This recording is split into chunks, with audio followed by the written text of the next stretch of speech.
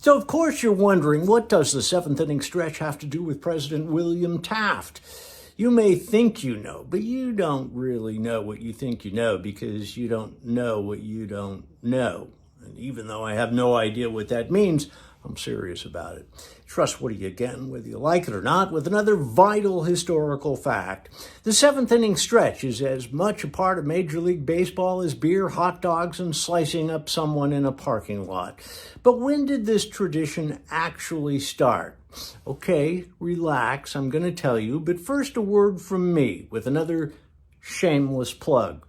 Not like the last time when I made a stupid pun about plugging my book and I used this.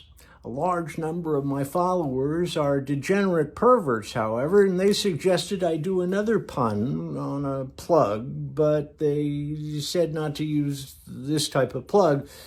They suggested the other type of plug, if you know what I mean, and I've decided to do exactly that just for you, except I can't remember where I put it. Okay, so here's the actual plug.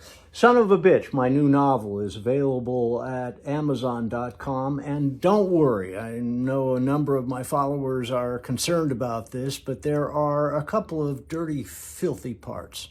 One prominent theory is that President Taft was at an opening baseball game in Washington, April 1910, to throw out the first pitch of the season, which he did, and then he took his seat.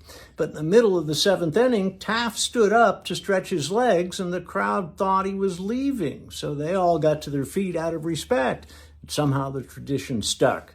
Except that's bullshit. That's not how the tradition started. A very exciting explanation is that Brother Jasper, the first baseball coach at Manhattan College in 1882, decided that by the seventh inning, and get ready for this, people needed to get up and stretch. I could listen to that story over and over. But as far as the real origin of the seventh inning stretch, there was a reference to it going back as far as 1869. You said 69. It was in a letter by Harry Wright, the manager of the Cincinnati Red Stockings. Now, the Red Stockings was the first professional baseball team, and I'm guessing the first professional cross-dressers. That part's not true. Speaking of Taft, who was around 350 pounds, there is a story about him squeezing into a White House bathtub and getting stuck.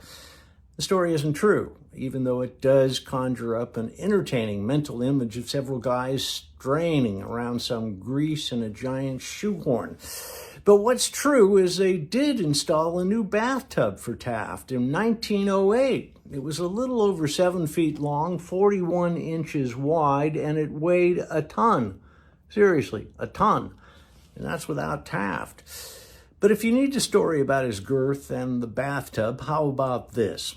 After he was president, Taft was staying in a hotel in New Jersey. He got in a tub and the water was displaced by himself, flooding the floor and trickling onto the heads of guests in the downstairs dining room.